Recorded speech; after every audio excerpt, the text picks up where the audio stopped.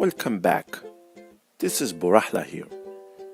In the second lesson, we are going to go into the Frankenstein background. Mary Wollstonecraft's life is like a novel in itself, and we are going to look at a little piece of it that is relevant to the Frankenstein story. In 1814, when she's just a teenager, she travels through Europe, and she comes close, about 10 miles away from, the Frankenstein castle. Yes, there actually exists a Frankenstein castle. 2 centuries before her visit there, an alchemist had been conducting experiments about creating life. 2 years later, in 1816, she is in the Geneva area of Switzerland, and she's traveling with some friends. John Polidori, Lord Byron, and who's to become her future husband? Percy Shelley. Remember, she's just 18 years old at this point. And it's said that she had a dream in which she dreamed about a scientist who was creating life and then was horrified by the results of his experiment. From this dream, it's believed the Frankenstein story emerged. But in fact, it's also said that there was a friendly competition between her and her traveling companions.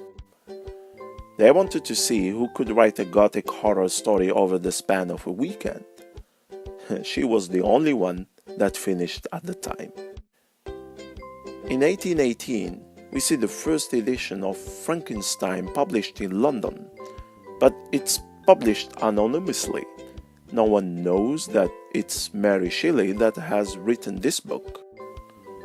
Take a listen to this short excerpt from Mary Shelley's Frankenstein.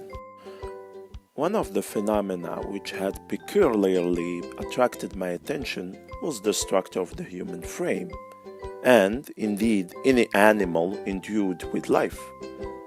Hence, I often asked myself, did the principle of life proceed? It was a bold question, and one which has ever been considered as a mystery. Yet, with how many things are we up on the brink of becoming acquainted if cowardice or carelessness did not restrain our inquiries?